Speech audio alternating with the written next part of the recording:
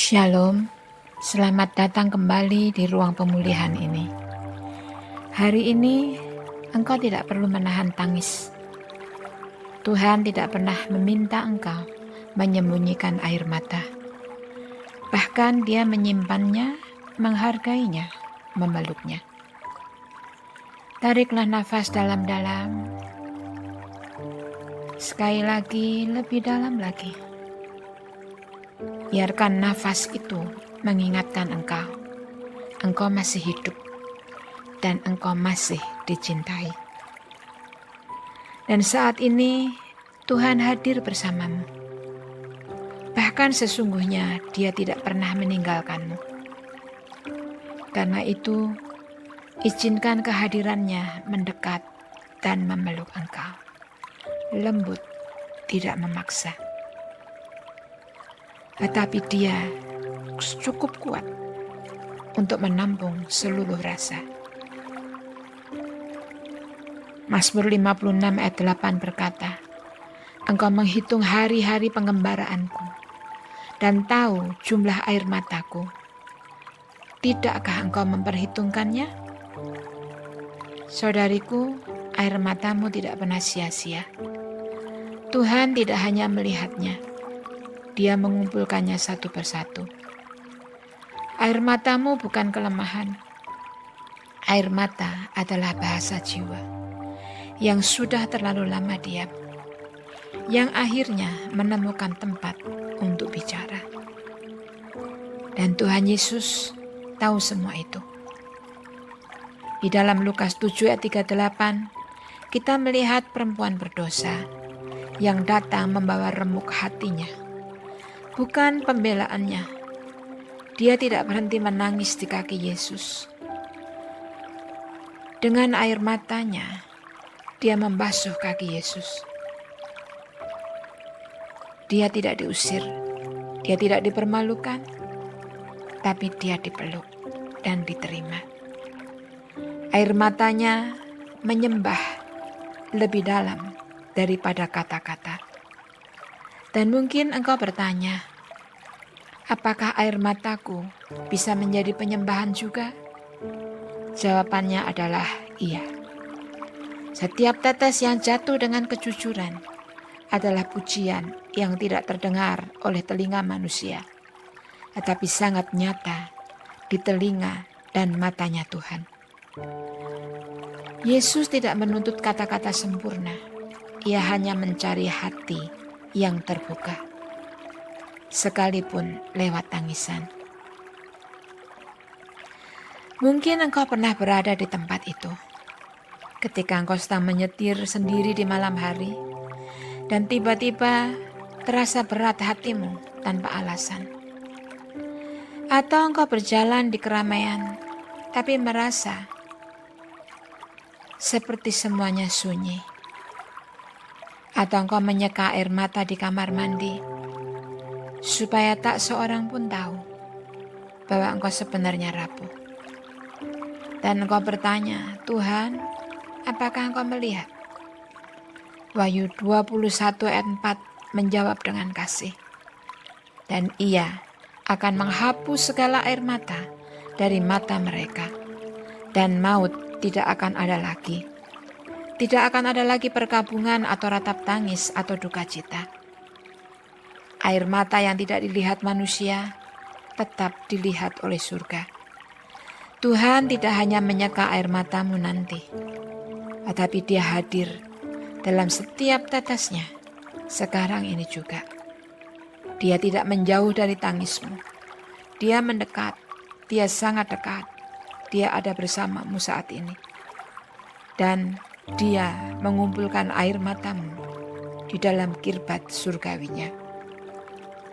Di dalam Yesaya 49 ayat 16 tertulis, Lihat, aku telah melukiskan engkau di telapak tanganku. Saudaraku, bayangkan itu. Namamu bukan tertulis dengan tinta, tetapi diukir di tangan Tuhan sendiri. Artinya, setiap kali Tuhan melihat tangannya, Dia melihat engkau. Air matamu bukan hanya diketahui, tapi dikenang, dipelihara, dihargai. Engkau tidak pernah benar-benar sendirian, bahkan dalam tangis yang paling sunyi. Oleh sebab itu, sekarang ambillah waktu hening dan tarik nafasmu. Bertanyalah di dalam hatimu, air mata apa yang paling sering aku sembunyikan? Dalam hal apa aku merasa harus selalu kuat? Kepada siapa aku merasa tidak boleh terlihat rapuh? Apakah termasuk di hadapan Tuhan aku pura-pura kuat? Dan jika air mata adalah benih, bagian mana dari hidupku yang Tuhan siram untuk masa depan? Tulis jawabanmu, bukan untuk menjadi puitis, tetapi supaya hati ini menjadi jujur. Saya ulangi, tarik nafasmu dan bertanya di dalam hatimu, air mata apa yang paling sering aku sembunyikan? Dalam hal apa aku merasa harus selalu kuat? Kepada siapa aku merasa tidak boleh terlihat rapuh? Apakah juga kepada Tuhan aku mempertahankan seolah aku kuat? Dan jika air mata adalah benih, bagian mana dari hidupku yang sedang Tuhan siram untuk masa depan? Jujurlah kepada dirimu sendiri. Tidak ada jawaban yang salah ataupun benar. Tidak ada air mata yang tidak sah. Dan jika engkau merasa kosong saat menulis, tidak tahu apa yang ditulis, itu pun tidak salah. Kadang jiwa kita lelah untuk bersuara, bahkan untuk merasakan. Namun di dalam keheningan, berbisiklah, Tuhan, peluk yang tidak bisa kujelaskan. Dan tunggulah sejenak. Mungkin yang kau butuhkan bukan jawaban, melainkan pengakuan bahwa apa yang kau rasakan, rasa sakitmu, itu benar-benar nyata. Dan saya mau memberitahumu, Tuhan tahu itu. Tuhan merasakan rasa sakitmu. Sekarang, letakkan tangan di dadamu dan ucapkan dengan perlahan. Biarkan setiap kata menembus, bukan hanya pikiranmu, tapi juga jiwamu. Katakan, aku tidak malu untuk menangis. Air mataku menyiram masa depan yang Tuhan siapkan. Aku tidak perlu menjadi sempurna untuk layak dicintai. Aku tidak akan lagi menyimpan luka dalam diam.